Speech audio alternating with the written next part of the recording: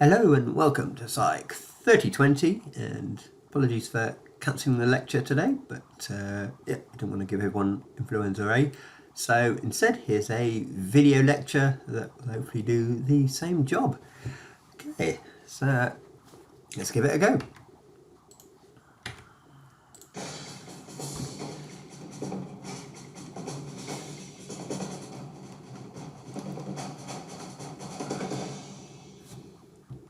Right, so today we're going to talk about how to create a test. That's first up, and then after this we're going to talk about some individual score analysis sort of a bit later. So how to create a test. Right, we're going to go through stages in test creation, briefly outlined in presentation number 1, and look at some key issues along the way. Specifically, test conceptualization, creating the materials, designing and running studies to assess psychometric properties like validity and reliability and item quality, and test revision. Okay, so if you remember this from way back in lecture number 1, so when we're creating a measure of human behavior, we first of all have to decide what we're going to do, why we're going to do it, and how we're going to measure it. So essentially these are the steps you have to consider when you're writing your assignment, which hopefully you've all made a start on by now. So once you've decided what, why and how you're going to do the test, what you're going to design, you've got to create the materials needed, design and run the studies that you're going to use to evaluate reliability, validity and standardization, and also item quality, which I'll say a bit more about later. And then often we go through various iterations to improve the test and sort of rework it until it does exactly what we want it to do, using data from item analysis to adjust our test items. And then once you've gone through this and we're happy with it, then we can let it go out there into the real world. So those are 5 steps. Let's look at those 5 steps each in turn. So first step, what we're going to do, why we're going to do it, and how we're going to measure it. Right, so here's oh no, it's not an hazard perception test again. It certainly is. So this is a clip from our research-based version of the test. So I'm not allowed to show you the a clip from the real test that's used by Queensland Transport, because that's all confidential. But this is one from our research version. So in this version of the test, so you watch a video like this, and the idea is you use your mouse to click ahead on something that might cause a traffic conflict. So traffic conflict is where the camera car has to take action to avoid a collision, just like here, where if the camera car hadn't slowed down, we would have driven into the back of the car in front. So let me just bring that back. Okay, so the idea is already, if you're looking ahead now, so there you go, an experienced driver could see that this car is going to slow down now because of all that stuff that's going on up ahead. They would have responded, but whereas maybe a more novice driver, so the experienced driver could have clicked here, a more novice driver would have only reacted when the brake lights on the car there would have come on. So you get differences in reaction time, where experienced drivers respond much earlier than novice drivers, and that response time also maps onto how many crashes people tend to have. So if you've got very fast reaction times, that means that you're able to anticipate these dangerous situations much earlier. You've got a much more sophisticated mental model about what's going on the road ahead, can predict what people are going to do. You are less likely to crash your car. Right, so when we are creating this test, we have to go through these 3 stages. So what are we going to measure? So we're measuring hazard perception. Why did we choose to measure hazard perception? Well, basically when we went through the literature and we looked at all of the individual behaviour measures that predicted crash involvement, and hazard perception was the one that kept coming up again and again as a skill-based measure. So obviously there are other things that predict crash involvement, but in terms of things that we can actually turn into a test, so for example speed speeding predicts crash involvement, but much harder to turn that into a test because people can just fake good, as in pretend they drive slowly when they drive fast if they know that there's a driving license the driver's license at the end for them. Whereas something like hazard perception, because it's a skill, either you can do it or you can't do it, and so that makes it more appropriate as something to measure if that's what we're going to do. So why we're going to measure it? The main issue here is to reduce crash risk, and how we're going to measure it. Well, the why. Okay, there you go. The why is I want to reduce the severity and frequency of crashes. So I'm going to measure hazard perception ability, because that's, from looking in the literature, that's the thing I know. One of the key skills that is associated with crashes over many studies.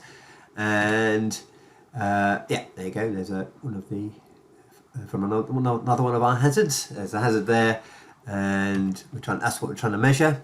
And how we're going to measure it, we're going to use video-based footage. So other alternatives could be, we could have done an on-road measurement with the driving instructor. Problem with that is that hazards just aren't frequent enough. So for example, the sort of hazards that we show in the video-based test might come up maybe once every 3 or 4 hours of driving. Therefore, to get enough hazards for the person to react to the driving test, if you were going to do that in real driving, the driving test would have to be 4 hours times 15, because we need 15 clips to get a decent Cronbach's alpha in this test. So it just becomes unviable to do this in real driving. So hence we go to videos. Why do we use videos rather than something like computer generated things? So there have been issues with computer generated things where because a computer generated things requires someone to actually create a thing and actually decide what all these cues are. What they found is that sometimes this can be okay, but sometimes it fails, because often some of these cues can be really subtle, and actually the person making the animation has actually missed the key cue, and therefore it doesn't do the job of predicting crashes in the way that that we found the video does. So the video is, because you're just filming the real thing in the real world, it's something that actually happened. We've decided this is the best way to measure this. Okay, so this is what I mean by considering the how, why and what of measurement. Okay, and yeah, so in terms of what the whole point of this is to help people avoid situations like these.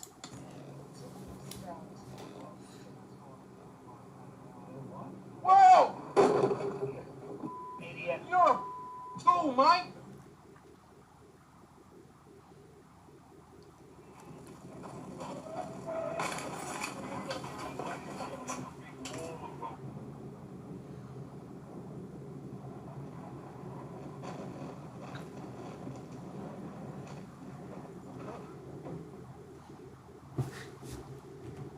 There we go. So that's those are the sort of events we're trying to prevent, and the argument is that the data suggests if people have better hazard perception, then they'll be able to reduce those sort of events.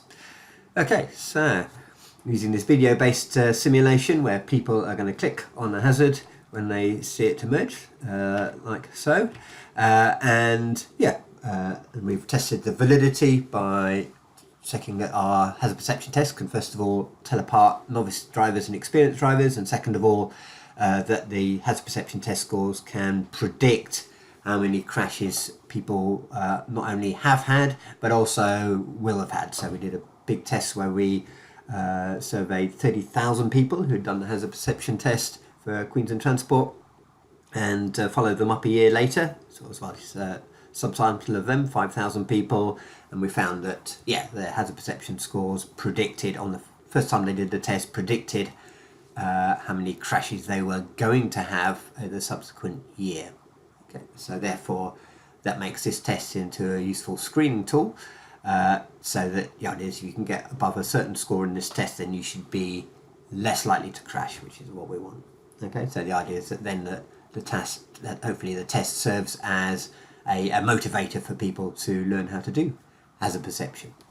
Yeah, and in fact, since this test was introduced as part of the graduated learning graduated licensing system in Queensland Transport. That overall system has been found to reduce novice crashes by about 13% per year, so we're pretty smug about that.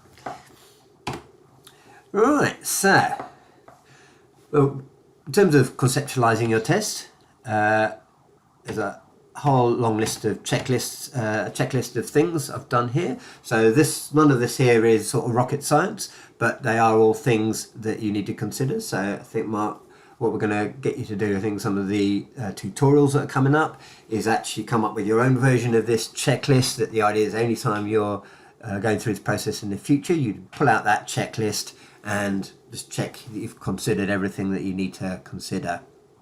Okay, so here's some things. So nothing here is sort of overly technical. It's all on some levels obvious. Okay, but it's always worth having a checklist to make sure you have considered everything that you ought to be considering. Okay, so first up, have you checked what work has been done before? Does the proposed test offer anything new over existing tests? So, for example, for your assignment, don't come up with a test if then your tutor knows that, for example, that someone has done exactly the same sort of test in the same way in the past, because then they'll want to know what's unique about your test. As in, then if someone literally has done the same thing in the past, then what's the point in recreating the wheel? Okay, second point, have you considered implications arising from who is going to use the test? So very important to consider both the people who are taking the test. Okay, that might change how you do the test, the methods you use, and also the people who are going to be implementing the test. So in our case with the hazard perception test, that's the Queensland government, and the whole thing, they wanted it to be completely automated. And so as in because of the nature of the thing, they didn't want it so that every time they run this test, they need a driving examiner there to sort of oversee it. They wanted it to be automatic. That completely affected how we designed the test. Test takers. So for example, with the hazard perception test, when we initially designed that test, it was our test takers were all university students, because that's who you tend to easy to get participants for the sort of studies we were running. And but when we got to doing it for sort of people who could just be for any walk of society, one concern that was raised by the government, which is absolutely valid, was that when we run the instructions for this test, we don't want people who, for example, have poor English skills to be disadvantaged for the test, because the idea is that just because you've got poor English skills doesn't mean that you're bad at driving in any way. And so what we did for the test is we came up with some video-based instructions where we were really careful with our choice of language, and we made things as clear as possible. And then we went to an English language school of people learning English, and excuse me, and literally measured how high your English language level had to be in order to understand the test instructions. So we gave them the test instructions, gave them a comprehension test, and we found that that we met the acceptable level. People with a actually very low level of English ability could fully understand the test. Whereas before, when we were only testing undergraduate students, where we can assume a much higher level of reading ability, we just gave people a sort of written bit of prose to read as a set of instructions. That always worked fine, but that wording would have been inappropriate for using in the general population. Right, if you considered implications arising from the context in which it will be used, so unsupervised online testing versus under supervision. So this is one thing with the Queensland Transport Hazard Perception test, is that they wanted it unsupervised online, and that was purely a pragmatic concern where the government was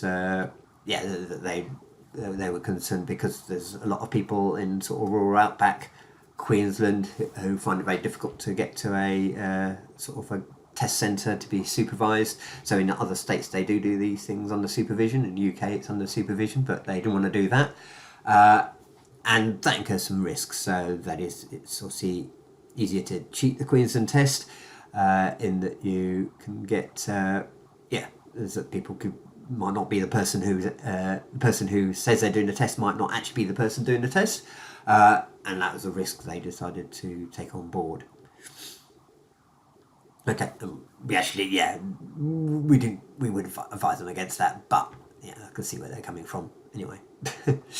Right, have you considered how long and effortful the measurement can reasonably be? So this is one where, say for example with the hazard perception test, the test is 15 items long, that's 15 video clips, and the idea is that that was basically considered the minimum length that we could get away with, where the government were keen for the test to be as short as possible because people were trying to download these clips and they wanted it to be so that people didn't have to take too long over it.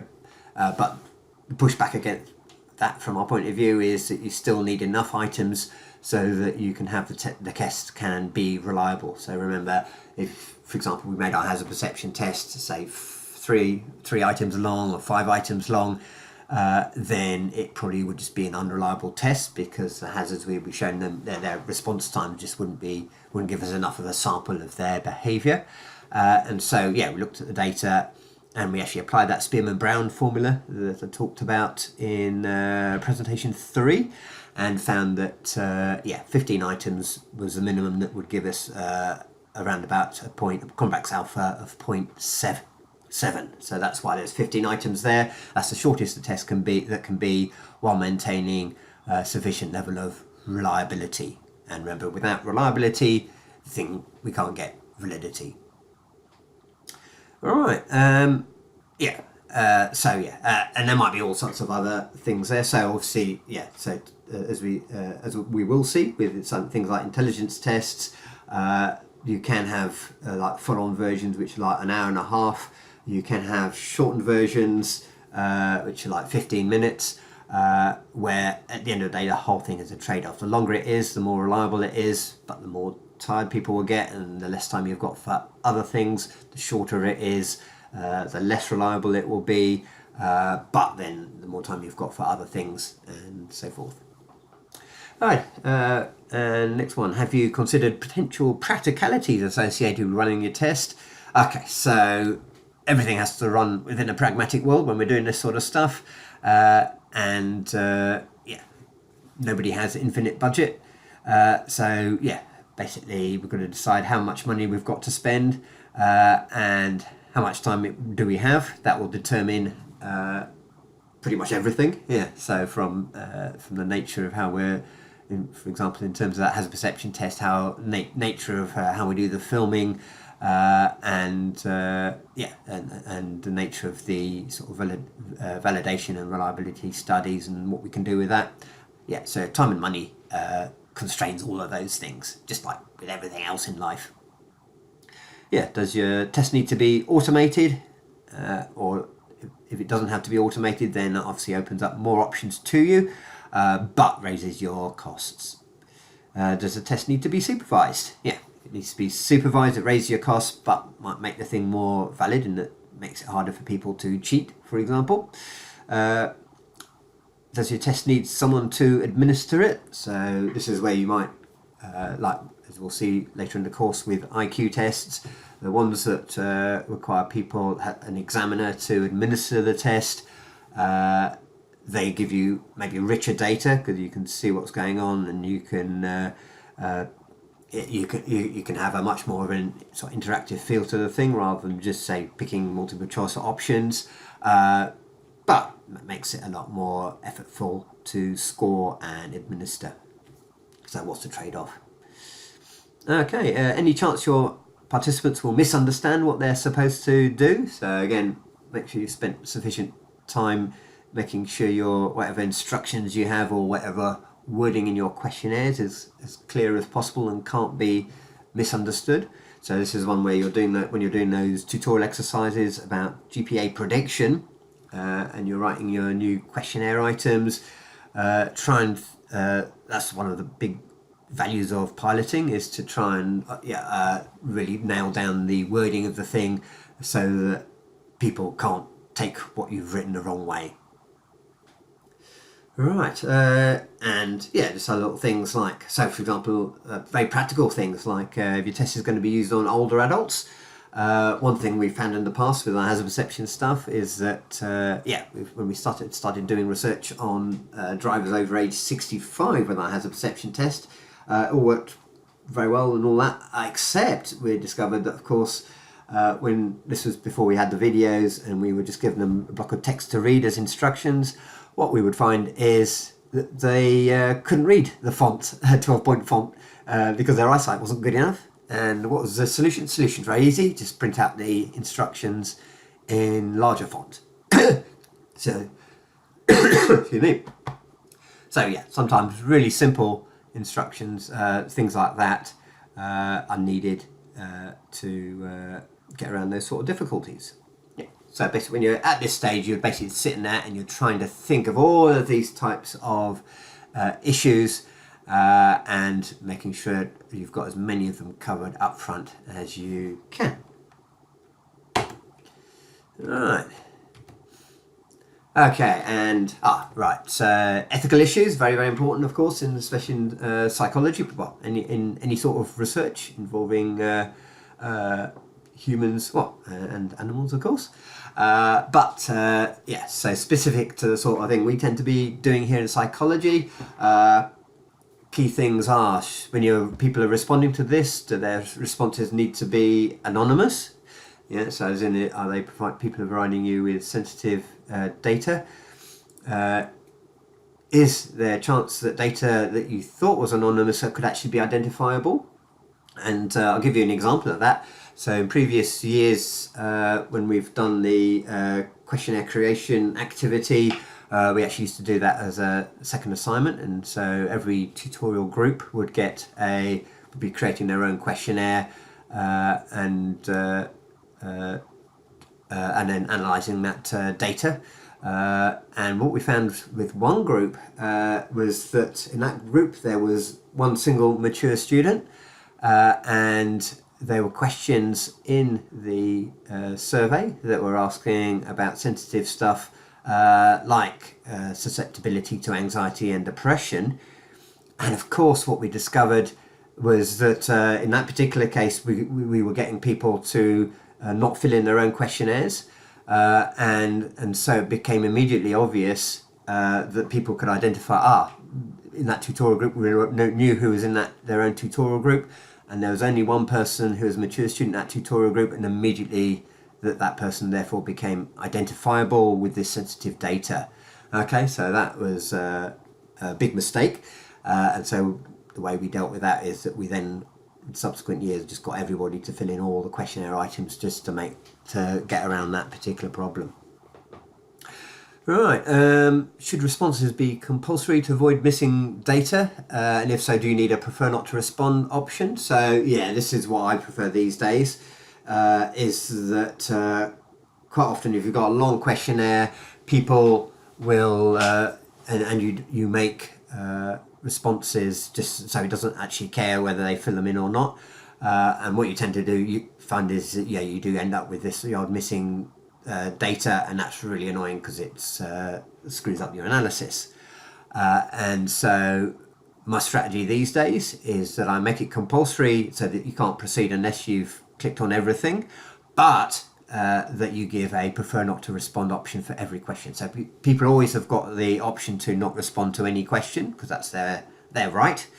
They can prefer not to respond to any option, but crucially they still have to click on something. And so if they're choosing that option, it's not because they're just either being lazy or that they've accidentally missed it. It's because they actually prefer not to respond, which is the thing that we actually do want. So this is what I recommend you use for your questionnaires.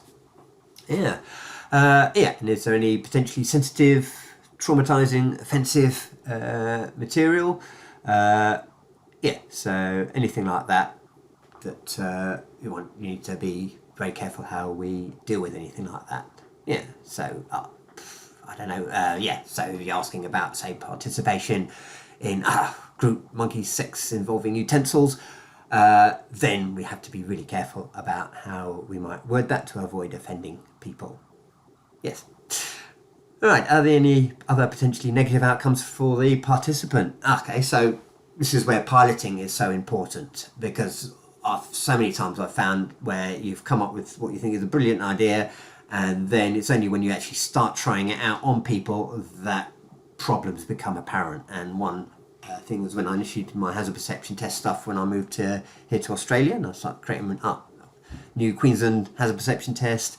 I know what I'm going to do. I thought I will make it perception correct, so that when people watch the video, it's exactly the same size as real life.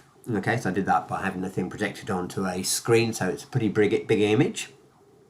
What I found is it made everyone feel really sick, because of all the sort of Brisbane potholes, the camera's bouncing up and down, and when you projected it that large, it was just sickening. And so we just had to get around that by making the image much smaller. We went through all the options we had for actually reducing the amount of bounce, and we got it to the minimum possible, but it was still too much. So we basically had to just ditch the idea of having it perception correct, and we just presented it in a smaller frame. I don't think it affected the validity of the test, and it was one thing that we hadn't anticipated.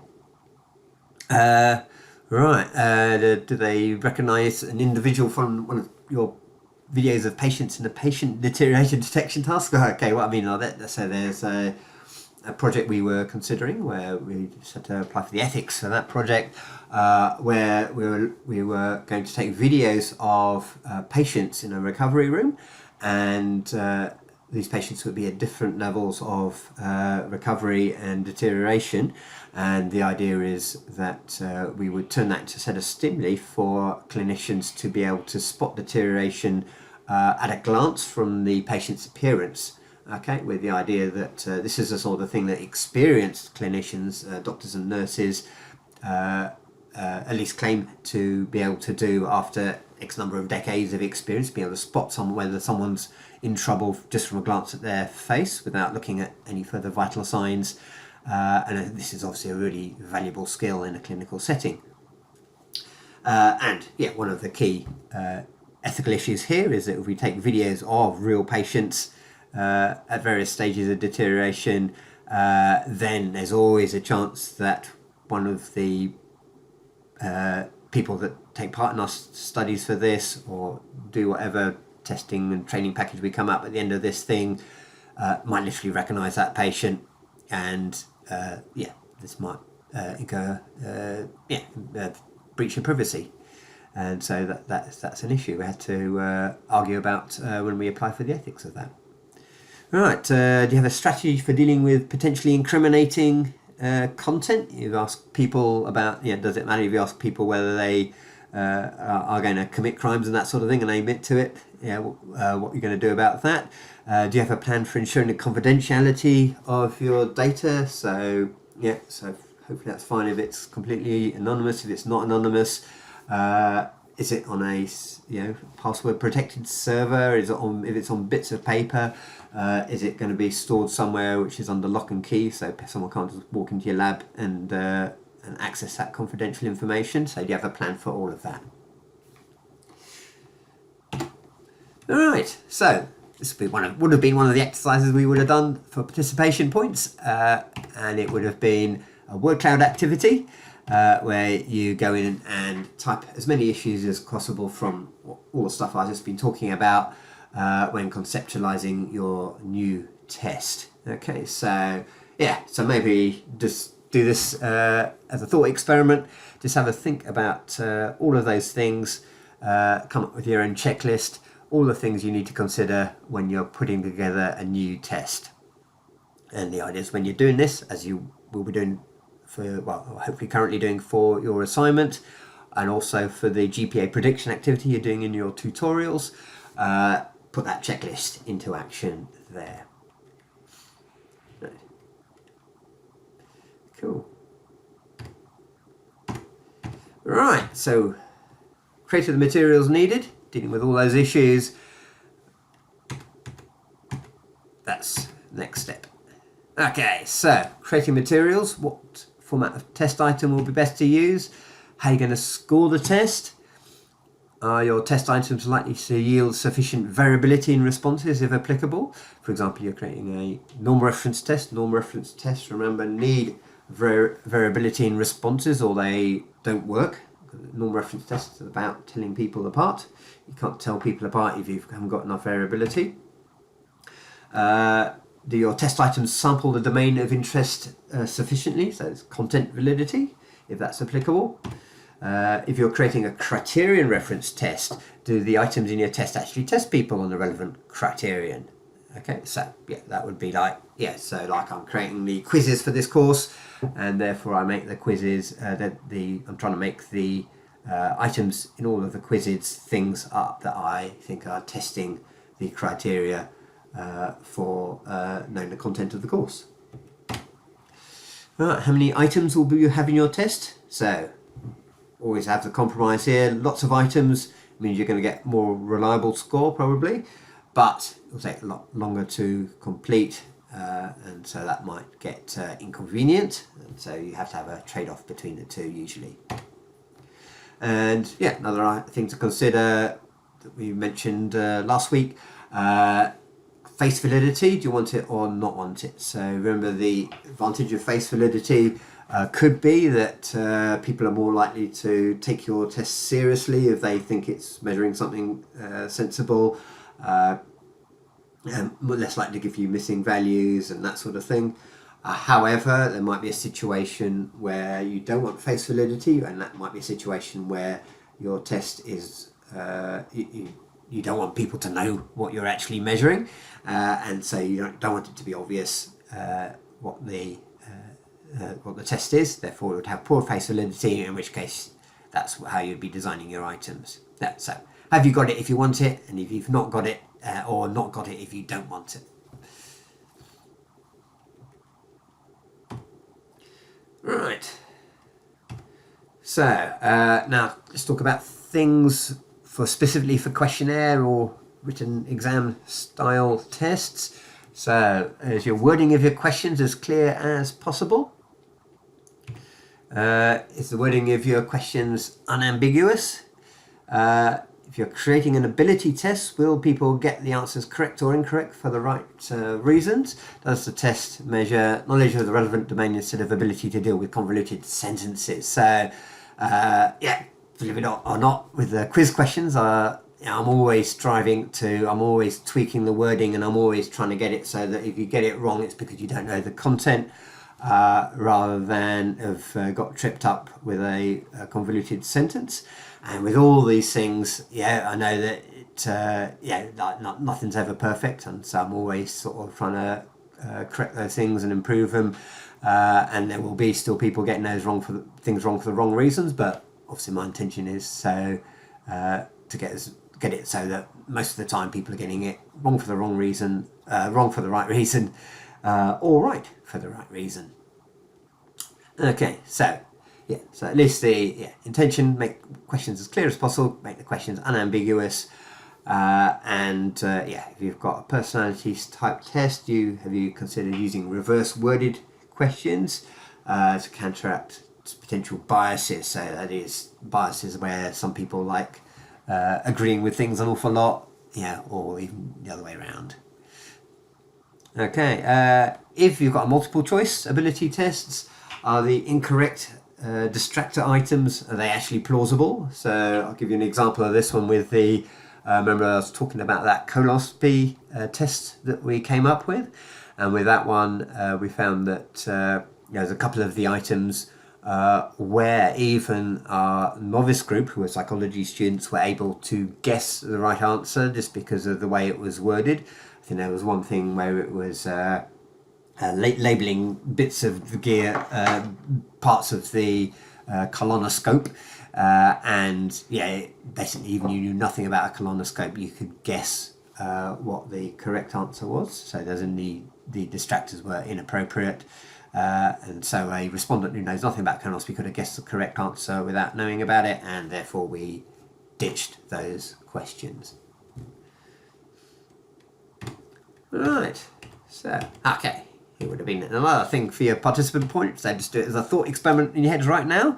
So think of as many issues that you might need to consider when creating materials for your new test, whether it be in your assignment, for your GPA prediction activity, or any future thing where you might need to be doing this sort of thing, future jobs or postgraduate or honours or whatever. Yeah. Okay. Yeah, but I've given enough ideas there over the last few slides to help you with that. Right, question formats. Okay, so what you can see here is the options available in Qualtrics. So this week, so I know some of you have already done your tutorials this week.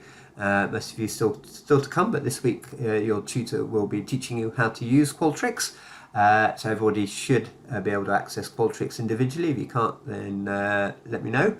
Yeah, if you go in there and you click on change question types, hover over it, then it will give up this big list of all the different types of cool questions that Qualtrics can give you. And yeah, in your tutorial, one of the things we'll get you to do is just to pick a few of these just to see how they, just to get an idea of the options available to you. Yeah. Yeah, so there's the URL for getting into Qualtrics there. As I say, some of you should have done already. And click on the down arrow on change question type to open this format, this dialog box of format options, and hover over each option to see an example of it. Okay, so yeah, so hopefully some of you have already done this in your tutorials, and the rest of you will do this later this week. Right, so next thing, conduct pilot research to get insight into how things are likely to work. So first thing to do is never skimp on this part of it if you possibly can. If you search for previous literature that's measured whatever you want to measure. So yeah, just do a quick, even sort of 15 minutes in Google Scholar will take you a long time. Will take 15 minutes. Will take you a long way. Okay, and so type your search term in Google Scholar. Prioritize things that come up as meta-analyses or systematic review or things that are highly cited. I've got thousands of citations. And there, look up synonyms for your search term in some online synonym finder. Yeah, again, this is where Google is your friend. And check what's references in articles you do find. And remember, you can use the mental measurements yearbook as well, as we tried out in presentation 2. So yeah, don't skimp on that bit, because yeah, well, you don't want to spend hours and hours designing something where you discovered someone's done it before you and done it better.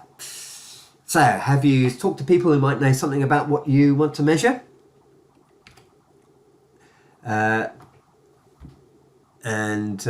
Often to generate ideas for multi-choice questions, one option is that you start by giving people like an open-ended form of the questions, so free response format, and actually use that to generate plausible distractors. So in fact, I've done this in 3020. We used to have short answer exam questions when we used to have a final exam, yeah, bastard that I am, I used the short answer questions where people got it wrong. Then I converted them into multiple choice questions where I was able to come up with what I knew would be plausible distractor options by just picking the incorrect answers that people are given in the open-ended version of the test. As in, they must be plausible distractors because people had actually typed them in as the answer and they were the wrong answer. Very helpful. Have you asked people to complete a prototype or faked up version of the test and comment on it? So again, this is sort of rapid prototyping, we like to call this, but this is where, again, don't think you're just going to come up with one version of the test and then it will be immediately perfect. Usually, yeah, when I'm creating something like this, I'm expecting to run through, sometimes dozens of iterations where you come up with a thing and you try it out on a few people, and then you improve it, and then you try it out on a few more people, and so on, to really refine it down, where you don't necessarily have to be a sort of completed version of the questionnaire every time, even just a sort of prototype version of the test. Yeah, sort of sometimes thrown together using PowerPoint or something like this will do just fine. And the other thing is when people are completing your test, are they actually thinking about what you want them to be thinking about? So what you can do here is just say, okay, while you're doing the test, I want you to talk aloud about what you're thinking about while they do the test, and that might give you some insight as to whether they're thinking what you think they're thinking, or is it the case that they read something you've written and have completely misinterpreted it from that. So it's another handy technique. So verbal protocol about what they're thinking about, and you can check whether it's consistent with what you think they should be thinking about. Alright, so gone through the first 2 stages, and now on to step 3. Design and run studies to assess the validity, reliability, standardization and item quality. Okay.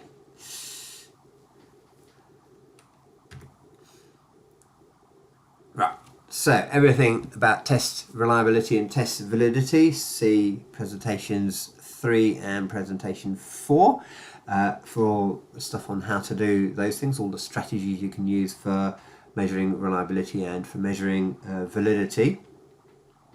So the thing I haven't talked about yet is evaluating item quality. So specifically, are any of our items decreasing the reliability and or validity of our overall test? So the idea is this is us and we've done an initial study and now we want to improve our test.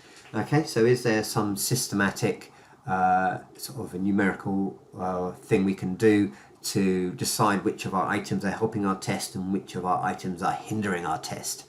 And yes there is, and that's what we'll do now. Okay, because then we can identify problem items, and then that gives us the option to either zap them, replace them with something else, or just revise them. Okay, and so on these lines, usually a good idea to create far more items than you actually need in your initial version of the test, so that you've got plenty of room to get rid of items, get rid of the worst items. Okay, so the idea is that you end up with the final version of the test which has fewer items in, but they are the best items that money can buy. Yeah, there you go. So typical reliability, validity evaluation, study design.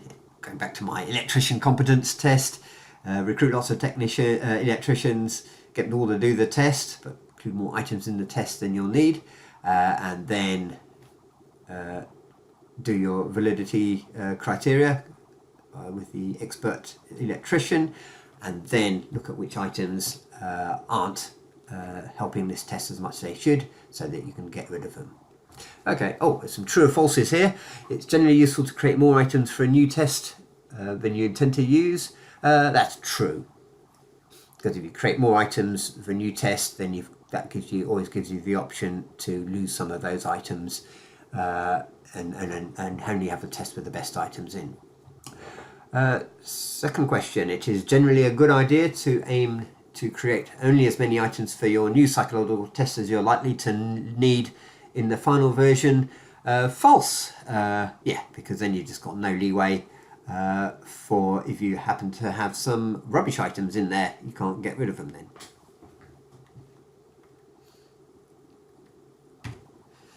Alright, so in terms of item analysis, first thing to do, I'd say when you've got your data back, you've given people your initial version of your questionnaire and want to check how your items are doing. Right, so as we've been saying from the beginning of this course, very important that our items in general do not have restricted ranges and don't have things like missing values, and so we can check that out at the item level. So what I do here is put all of my items into Jamovi. So we'll be showing you how to do all of this properly during your tutorial. So don't feel you have to know exactly how to do this right now, but I'm just explaining what it will look like when you get there. Okay, so in Jamovi you click on Exploration, which is up there, and then you click on descriptives, which comes out of the drop down menu there, and then move. In this case I've got 3 questions. These are actually the 3 speed questions I showed you in presentation number 1. Moving into the variable box, and then you've got a whole load of options here where I'll be ticking minimum, maximum, standard deviation, missing values, and n, and yeah, plus other things. And then down here we've got plots. So continuous variable, you can click on histogram. Other types of variable, you can click on bar plot, depending on whatever it is. Okay, so true or false. In Jamovi you can generate histograms by selecting the exploration option. That's true. Exploration, descriptives, and then histogram is an option down there. Okay, right, so this is the output from what I just did on that previous slide, and so here's for 2 of the questions. Okay, so you can see this first question here, I had 216 valid responses for this particular one. This is from last year when I did this, and in that case only nobody gave a miss for that one. The second one, only 1 person gave a miss. Okay, so that means, first of all, I haven't got a big problem with missing values. Okay, so remember, missing values, it could just be that people are missing the thing by accident, or they just don't like the question, don't want to respond to it, whatever. That doesn't seem to be a problem here, where if these numbers were significant, then I'd start getting worried about the particular question.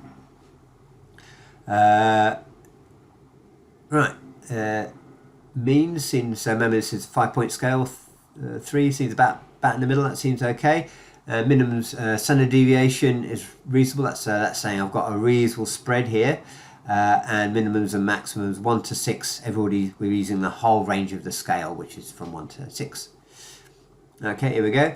And now we look at these questions 1, 2, and 3, and yeah, we've got see how we've got people responding across the whole range of the scale, and I'll be pretty happy with all of that. Okay, so the idea is here, if say one of these came out and everybody was just responding at item 1 or item 1 and 2, then that would look like a restriction of range to me, which could be problematic, certainly for this sort of norm-referenced questionnaire. Okay, so consider deleting, replacing and rewording any items with a low spread of scores.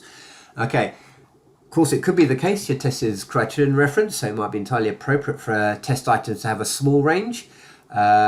But then, if that's the case, that means that a lot of these techniques we have for validity and reliability, we can't use them because a lot of them rely directly on correlations. And if you've got no range, correlations don't work, because correlations work and only analyse the distribution. They only analyse the variability in scores.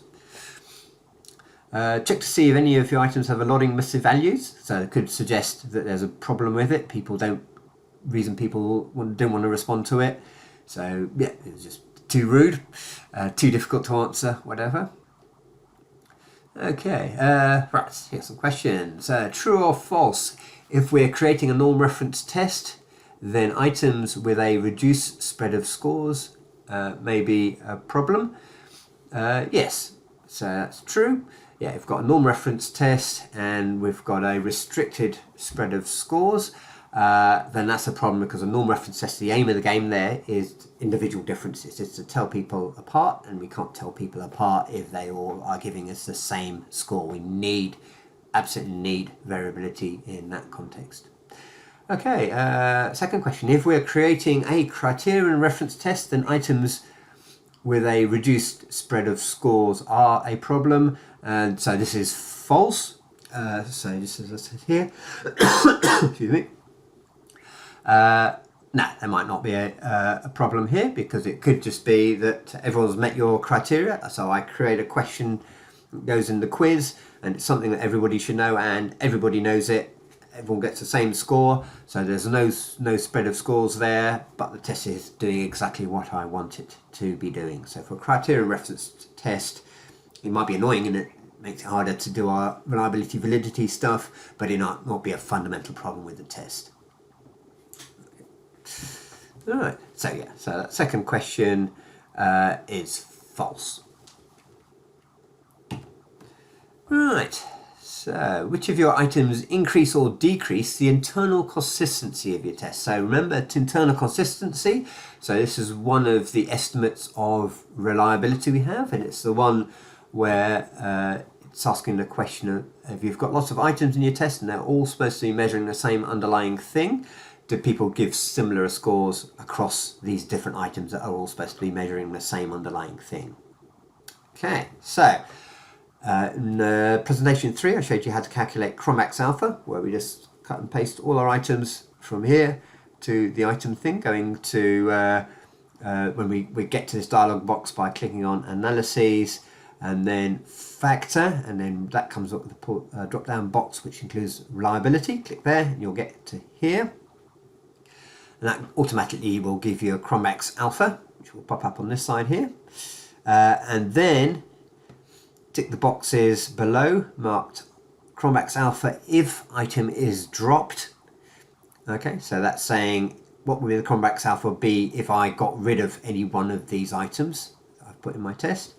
And the second one is that you want to tick is item rest correlation. That's a correlation between that particular item and all the other items in your test. Okay, so tick those two boxes and you'll end up with a table like that. So what does that mean? Okay, so you'll end up with a table like this. Which items should you delete or reword to improve your test's Cronbach alphas? So this aim of the game here is we want to ramp up our reliability of our tests as high as we possibly can, and we're going to do it here in this case by improving the internal consistency, by improving the Cronbach's alpha, and this is just a systematic way of allowing us to do that. Okay, so this first column is the item rest correlation. So this is the correlation between each of these items. So each of the letters here is a different question in your test, just a different test item. So this correlation here, 0.687, that's the correlation between item A and the average of all the other items. Yeah, 0.687. So what that means is if this number here is low, then that's bad. Okay, it means that, for example, item question B here is only correlating 0.51 with all of the other items in the test. That means question B, it's got a bit of an association with the other items, but it's considerably less than all the other questions in there. Okay, means it's less similar to the other items in your test, so it might be decreasing your test's internal consistency. Okay. With this one here, the second item, if Cronbach's alpha if item is dropped, so that's saying that what happens for item A if we literally zap item A from our test, what would happen to Cronbach's alpha? And so the idea is the higher this is, then the more likely it is that your test item is spoiling your test. Okay, because you get rid of that test item and things improve. Yeah. So second column here, higher is better.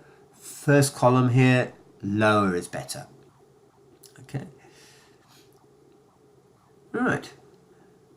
Okay, so having said that, if you look at something like this, would I just automatically go and zap all the ones with the lowest numbers in this column and the highest numbers in this column? No, I wouldn't. Always check the content of your item, because it could be that there's something about the content validity of that item that is useful. So it's asking something that maybe that you want, that you need to sample the domain of interest to get your content validity up there. So there might be reasons that you want to keep it in there beyond your Cronbach's alpha, where at the end of the day you can see here that the Cronbach's alpha is pretty high. So it's not the case that there's any of the items here that are going to change radically going to improve the Cronbach's alpha of your test. So to be honest, in this particular case, I wouldn't need to drop any of the things there. Okay, but if I wanted to, which ones would I drop? I'd be, to be honest, the Cronbach's alpha items dropped. They all look pretty high, so I'd be looking at this item rest correlation. Well, B is the worst offender if I had to. So if I wanted just to decrease the number of items in the questionnaire and I had no other thing to go by, then I would be getting rid of the ones with the lowest scores here. So that's B, E, and so H look pretty bad. Okay, so lowest scores along this list here. All right. Okay.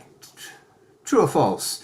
If the item rest correlation for a test question is higher than the rest, then we should consider replacing it. That's false. Item rest correlation, that's the one we want to be. If it's low, then it's a problem. If it's high, then that's good, as in we would keep the item. Second question, if Cronbach's alpha for an item is dropped, Cronbach's alpha if item dropped for a test question is low compared with other test items, then we might consider replacing it. And that's, again, false. It's the other way around.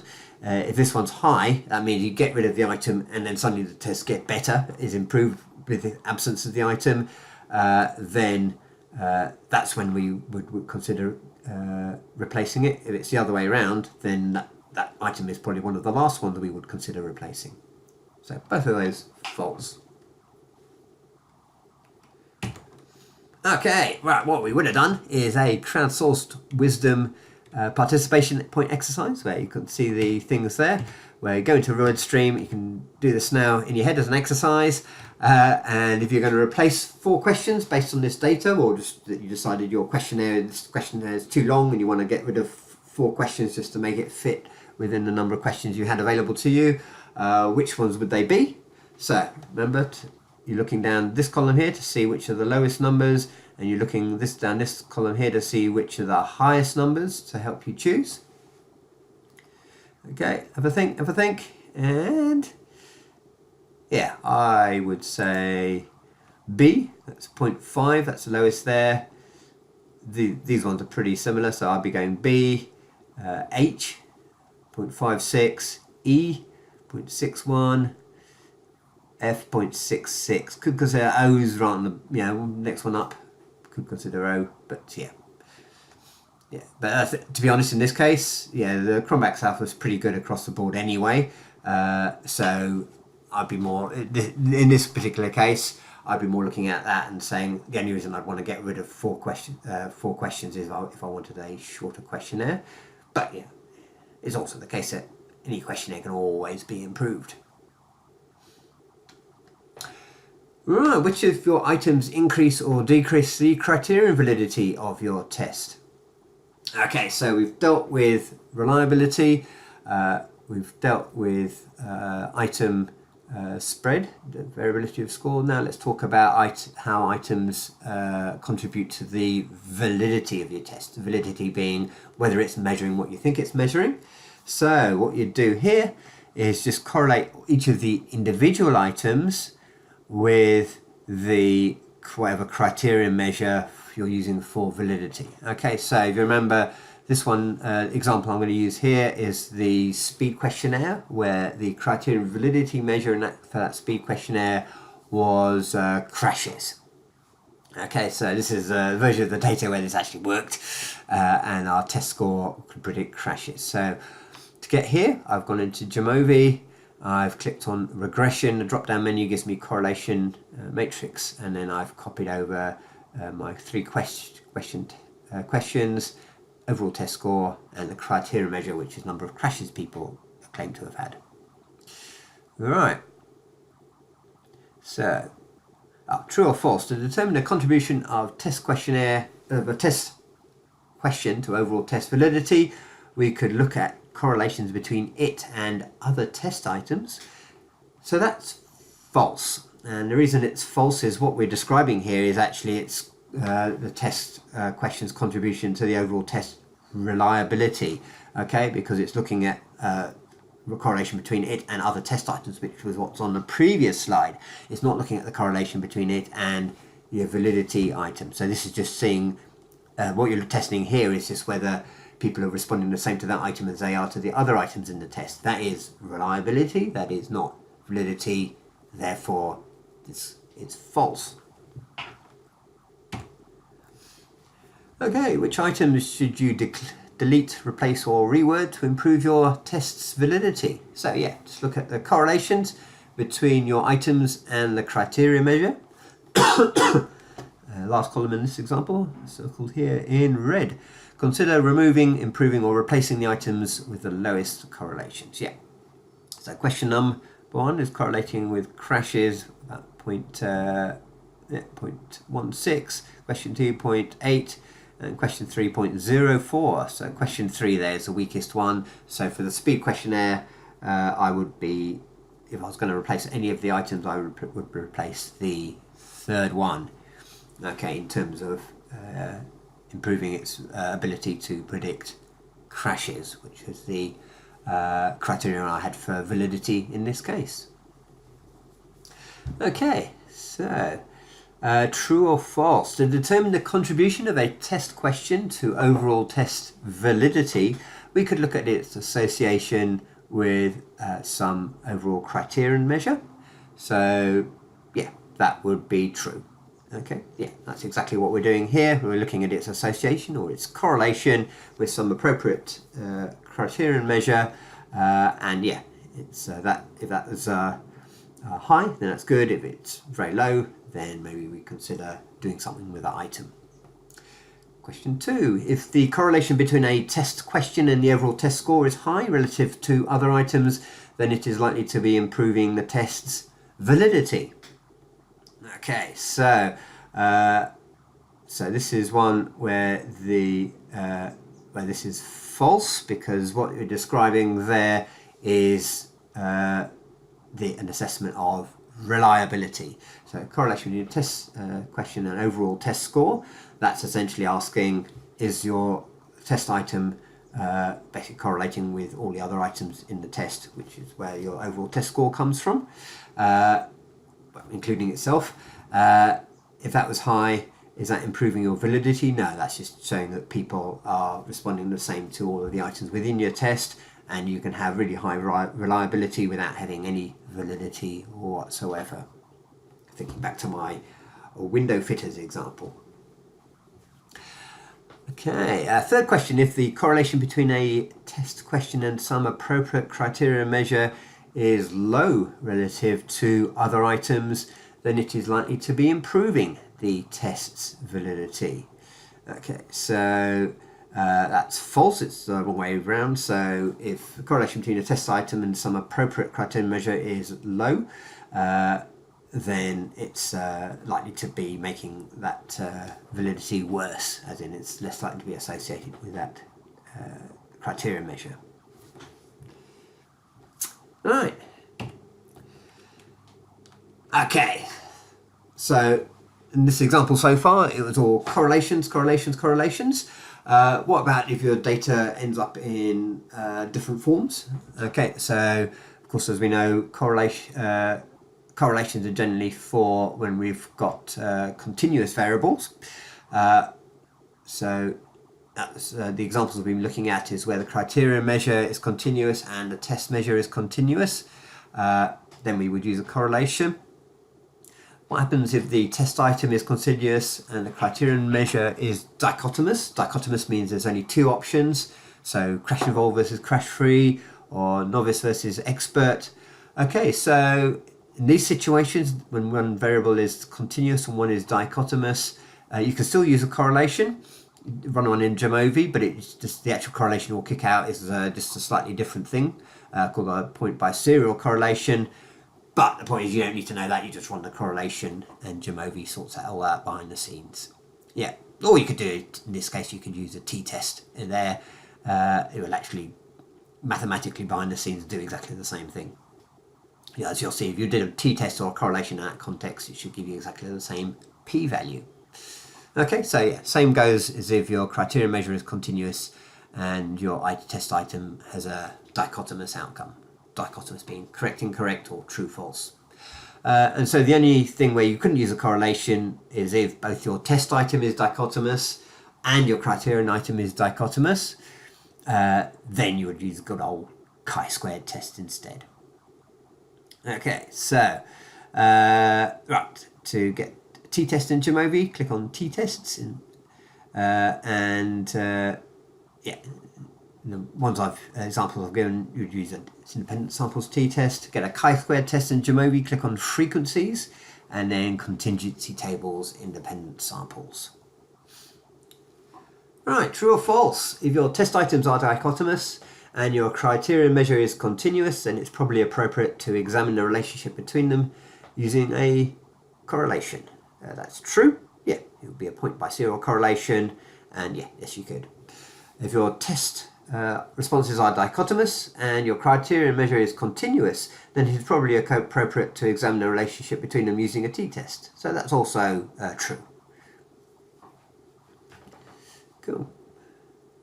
The reason I put probably there is that there might be some exceptions. So, for example, if your continuous measure isn't sufficiently normally distributed, doesn't meet the other assumptions of t-test. Right. Okay. Oh, yeah. True, false. UQ poll time. Okay, what would have happened? Okay, here's a question. If your test responses are dichotomous and your criterion measure is dichotomous, then it is probably appropriate to examine the relationship between them using a t-test. Okay, pretend you're voting now. Is that true or false? Is that true or false?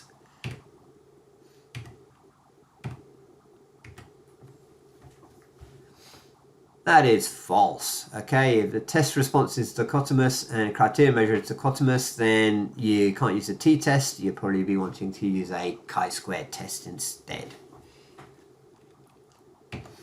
Right. Stage 4. If it all works, consider improving your measure using the data from your item analyses. Right, test revision. So this is one where, with all these sort of things, never assume that the first thing you come up with is going to be the best and perfect thing. You're always looking to improve it and revise it. So you've got all that data from the item analysis telling you which items are good and which items are bad. And so go and add and delete and alter items, retest it until it's good as it possibly can be. When you've reached your final version, then you might go through a standardization sample if required. Okay, assuming you haven't already got data that can be used for this. Yeah.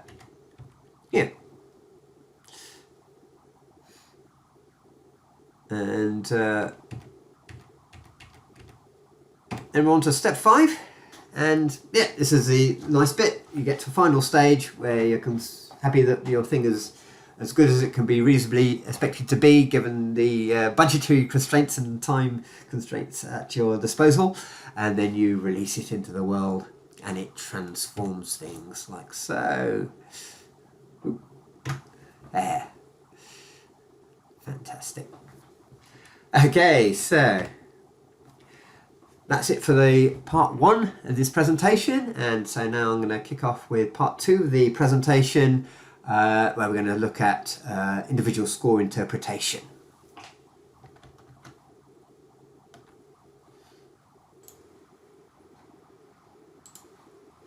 Okay, so what we're going to talk about is how to interpret individual scores from the test. So everything we've been doing so far is about talking about sort of groups of people doing the test in terms of reference samples and all that sort of thing. And so when we talk about validity analyses and reliability analysis, that's all from the perspective of lots of people doing a test. But when we get into the realm of especially things like clinical or organisational sort of professional psychology practice, often what we want to try and do is interpret one individual score from a test and figure out what it means. That's what this is about.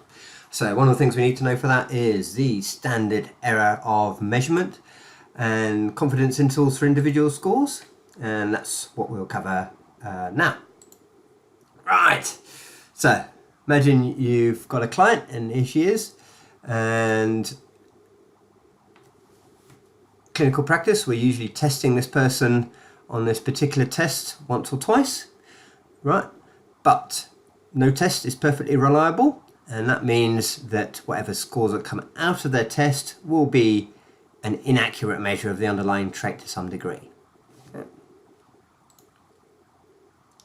Okay, so what we want to know in order to interpret these test scores properly is to understand how inaccurate these scores are, just so we can make sensible judgments. And this is exactly the sort of thing where we're talking about it in the context of clinical stuff. But this exactly the same sort of thing would apply to, for example, a medical test or blood test, anything like that. So that is, people assume, taking blood pressure, and that's a reliable measurement, and it really isn't. It absolutely isn't, and it has led to many misinterpretations and potentially wrong diagnosis and so forth, because people don't understand quite how inaccurate the scores are, even from things that look like they're accurate. Yeah, so electronic measurement devices that give measurements to 2 decimal points doesn't necessarily mean they're actually accurate to 2 decimal points. Right, so, okay, can we conceptualize this? All right, so imagine this as your thought experiment. So we've got this person here, and this person repeats our test number of times. And then, after each time she does the test, we are going to wipe her brain with a mind rubber, which means that she'll have no memory of it, and therefore we get no practice effects. Okay, so she takes the test a number of times, gets no practice effects, and what will we see? We'll probably see that she gets a slightly different score each time, because the test isn't perfectly reliable. If it was completely reliable, then she should get identical scores each time, but no test is perfectly reliable, so this will never happen. Okay, so first attempt, maybe she gets 18 out of 20, out of whatever the test is out of. Second attempt, she gets 21, 19. Third attempt, she gets 19. Fourth attempt, she gets 17. Fifth attempt, she gets 20. So a bit of a variation in her personal scores. Okay. So like test-free test reliability, but for a single person. Alright, so in principle, if we did this, we could plot the distribution of her repeated scores as a histogram. Here we go. So there's a range of scores, and whoop, the first score there you go. She's got what, 19 there, 20 there, 18, 17, 19, 21. Okay, so we're getting a bit of variation here, and this is all just down good old measurement error. Okay. Oh, and before I go on to the next slide, there's a true-false thing here. So it's true-false. A distribution of scores obtained by an individual taking a test of some trait multiple times under the same context is likely to be due to the test's lack of validity. No, this is due to the test's lack of reliability. This is all about consistency of scores, which is reliability. Validity is the next stage where it's whether the test is measuring what we think it's measuring, which is a separate concept from whether the test can give us consistent scores, which is what this is about. Okay, so that's false. Alright. Okay, so how do we work out this margin of error in some individual scores? Well, we do that by assuming this distribution will be approximately normally distributed. So it's that classic bell-shaped curve. Okay, and why do we assume that? It's because you get anything and you sample it enough times, certainly in psychology, things, with exceptions, tend to end up with normally distributed distributions, like so. And what have we got to measure how spread out a normal distribution is? Well, we've got the measure of standard deviation, which is the average distance of each attempt from the average score obtained by the client. Okay, with fiddling, but that's conceptually what it is. Okay, so basically the bigger standard deviation, the more spread out those scores are. The smaller standard deviation, the less spread out the scores they are. Okay, by the way, this is the standard deviation of this one person taking the test lots of time, and that would obviously be different from the standard deviation if we gave the test to a whole bunch of different people and measured their individual differences, and that's what the standard deviation would be measuring there, is their spread of individual differences. Here we're measuring the spread of scores from one single individual. That's what the standard error of measurement is. The standard deviation of the distribution of scores if someone did a test loads and loads of times without any practice effect, because it would allow us, that basically tells us how spread out this distribution is here. So SEM would be distance roughly from there to about there, and that's telling you roughly the margin of error in your client's test scores. Okay, true or false? The standard error of measurement refers to the standard deviation of the reference sample for a test. That's false. Okay, so standard error of measurement is the standard deviation not of the reference sample, not of lots of different people doing the test, which is your reference sample. It's the standard deviation of a single person doing the test loads and loads of times, okay, hypothetically. Okay.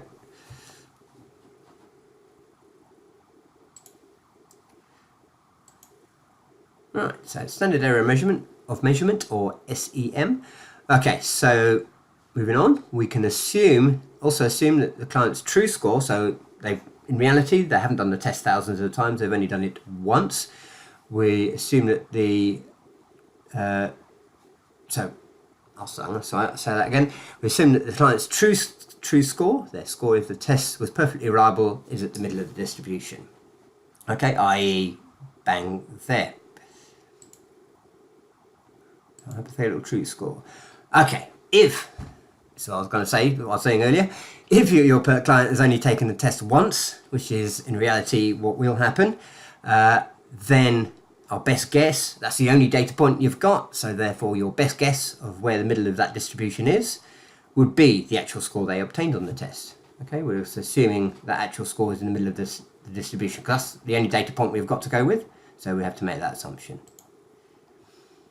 Okay, and that means if we make that assumption, we can estimate the likely margin of error, likely confidence interval in someone's score by adding and subtracting standard error of measurement from their actual score.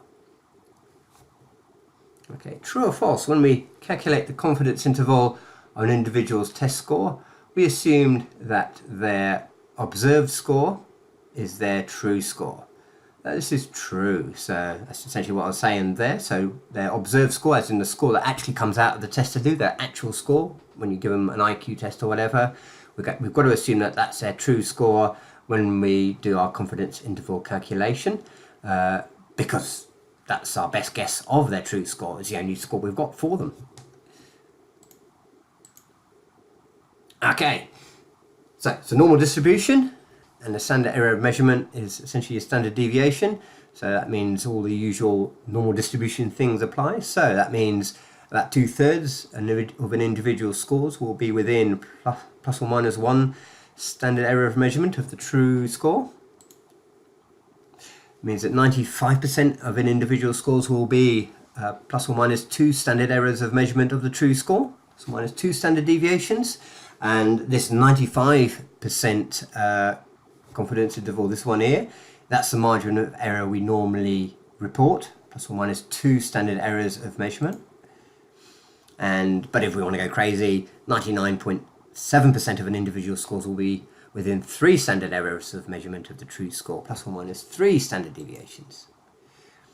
Okay, so we can't work out exactly what the real SEM is by doing what we've done in our thought experiment, by testing a client multiple times and wiping their brain with a mind rubber after every attempt so they forget it and we get no practice effect. We can't do that.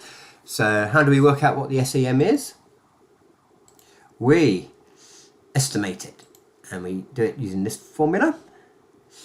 Okay, and in this formula we've got the standard deviation, and this is, in this case, this is the standard deviation of a reference sample of test takers, so lots of people who've done the test, not just one individual doing the test lots of times. Okay, and then we also need to fit in this calculation the reliability of the test. Okay, so essentially this is a way of estimating SEM, where according to our thought experiment, SEM will probably be different for everyone who takes the test, but this is assuming it will be the same for everyone who takes the test. Okay, so, and if you look in test manuals, normally they give a different SEM for different age groups, you know, different sensible groups to make sense in the context of whatever test you're doing. And yeah, and that would be what we see here. Okay, so there's your standard error of measurement. So if you've got the standard deviation, you multiply that by the square root of 1 minus the reliability, then that gives you the standard error of measurement, plus or minus 2 standard error of the measurements becomes your 95% confidence interval. Right, true or false? if a revised version of a test is found to be more reliable, then this will increase the standard error of measurement, assuming that the standard deviation of the revised test is the same as the original. Okay, so we can answer that by a quick glance at this formula. So you can see that if a revised version of a test is found to be more reliable, okay, so as reliability goes up, then you can see that will change. Standard deviation is staying the same. Okay, so basically as the reliability increases, because it's 1 minus, it means that SEM will go down. Because remember, it's a standard error, so the bigger SEM is, the worse it is. Whereas the more reliable something is, the better it is. Okay, so that is, the more reliable something is, the smaller the standard error of measurement should be, which means this question is false. So if the revised version of a test is found to be more reliable, then that will actually decrease the standard error of measurement. It means that the error will become less. Yeah. Right, second question. Imagine we revised the test and as a result the true variance became a greater proportion of the total variance. This would mean that the standard deviation of scores of a single person taking the test multiple times would become smaller. Right, so let's split that into the two bits. Imagine we revised the test and as a result the true proportion became a greater proportion of the total variance. So remembering back to presentation 2, that's essentially saying, remember, true variance, the greater proportion of the total variance it is, the more your reliability. Okay, so we've revised the test and we've made it more reliable. That's what that first bit is saying. Right, what's the second bit saying? It's saying this would mean that the standard deviation of scores of a single person taking the test multiple times would become smaller. So that's describing the SEM. And so the question is essentially, if we make the test more reliable, does the SEM get smaller?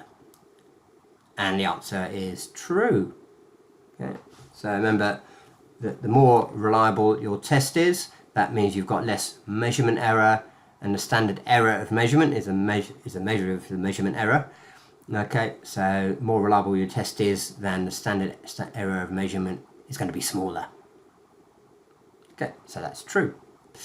All right, and third question, the standard error of measurement for a test will decrease if its reliability is improved. Yeah, that's true. So standard error of measurement, smaller it is, the better. It means the less variability in scores, the less margin of error in your test score, and that is smaller if your reliability is better. More reliability means less margin of error. So true.